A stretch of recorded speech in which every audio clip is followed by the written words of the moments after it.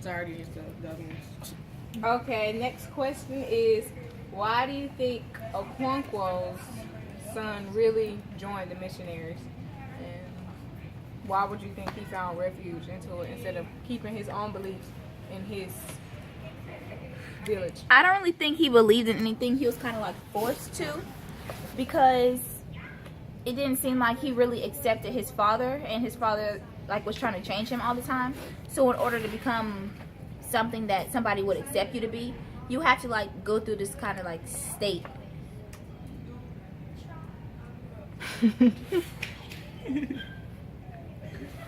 Resume is on. Oh my. Oh my God. Did you already start it? Yes. Bruh. So what's the question? The question was, why do you think Okonkwo's son found among the missionaries? Why do you think he really joined the Christians and did not and dropped his beliefs with his village? Well, basically what Christina said, I thought the same thing. So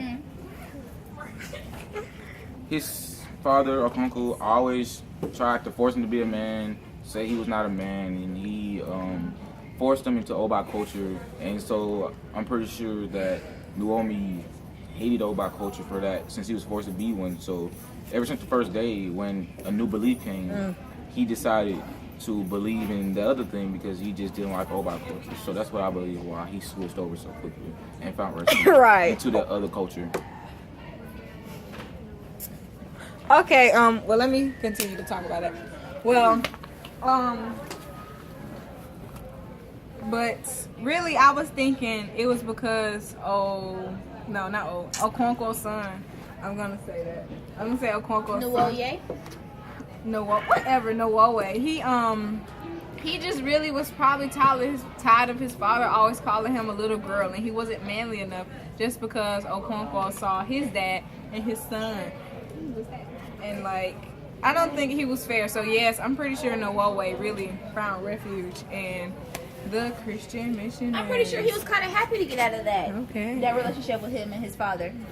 Kind of like, no, Dad, I can do whatever I want. Like, I'm older. Okay. And his dad know what's best for him. So it's kind of like just taking risks and trying to get out there when you're not really sure what to do. You just run away from home.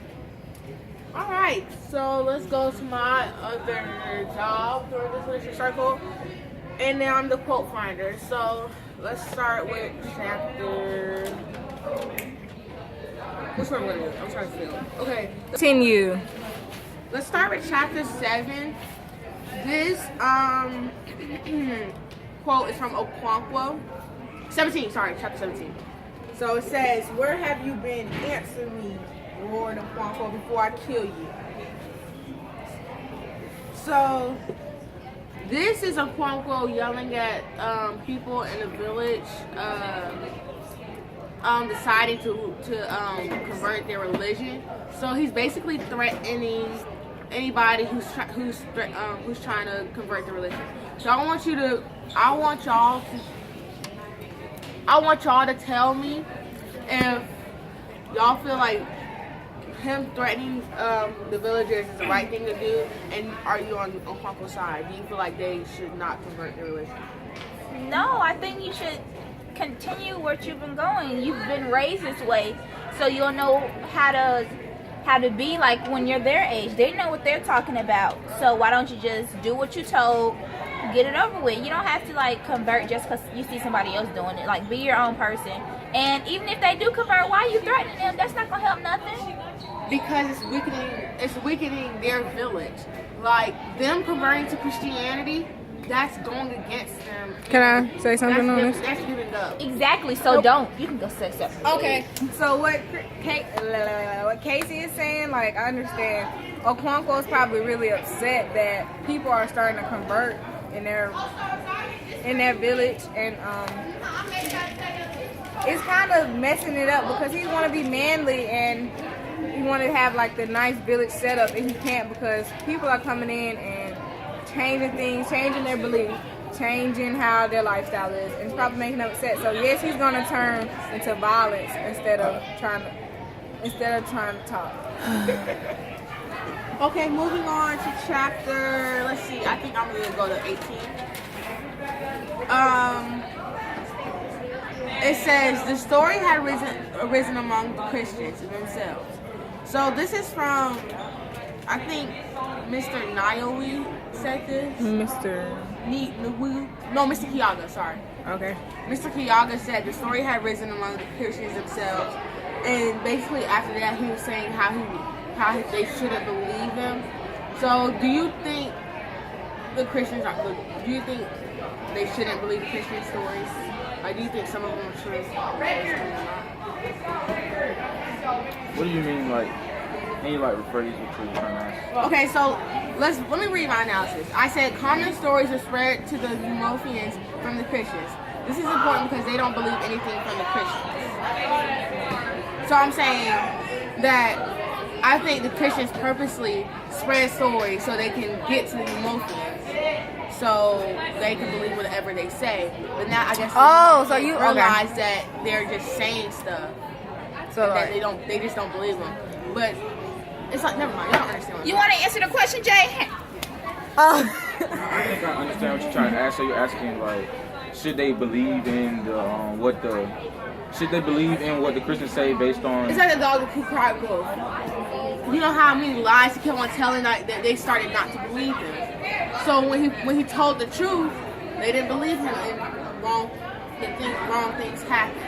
So how many times the Christians spread lies to the Eumofians? When they decide to tell the truth, they don't listen. Never mind. Okay, so you're trying to say the Christians are spreading lies to the village people to get them to convert, and they finally tell the truth, and the people don't believe them. Yes. So what's the question? I'm asking, how do you feel about that? Oh, okay. Oh, that's so simple.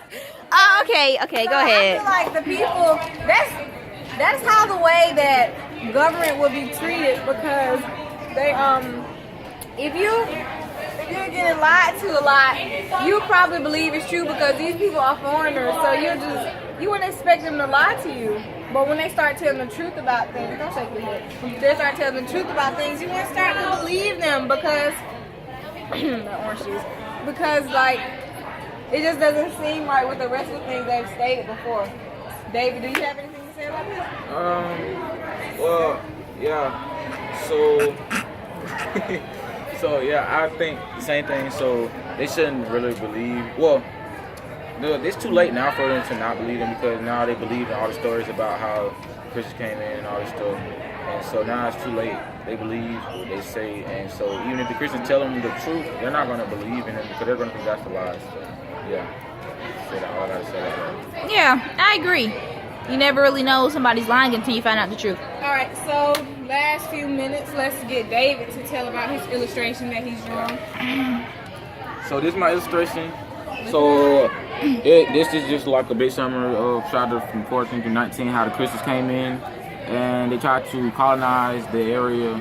And so I drew multiple gods, polytheistic versus Christianity, which is a monotheistic religion. And that's what the Christians are coming in to do. They're trying to convert them to Christianity. And so my picture just represents how the Oba culture, them believing in multiple gods versus the Christians coming in to colonize. So that's really all my picture is describing. Yeah, so that's the picture. You have any questions to go along with your picture? Let's see. Think of anything. So why? Okay, so a question I think. So why do you think the people of Oba were able to convert so easily into the culture? Okay, of well, the Christians? I'll answer this last question and then we can wrap it up. But I really think the people, because once you believe in something for so long and you start to seem like what you believe in is wrong, and new people come in and start telling you how they believe things and how their system works, they might start to you might start to question your beliefs. Yeah. So that's what they probably got. This happened to me multiple times. Yeah, you just start believing new things. So yeah. And this is the Dream Team. This is the Dream Team. And this is chapters 14 through 19 of Things Fall Apart by Chinua Achebe. And that's it. Goodbye.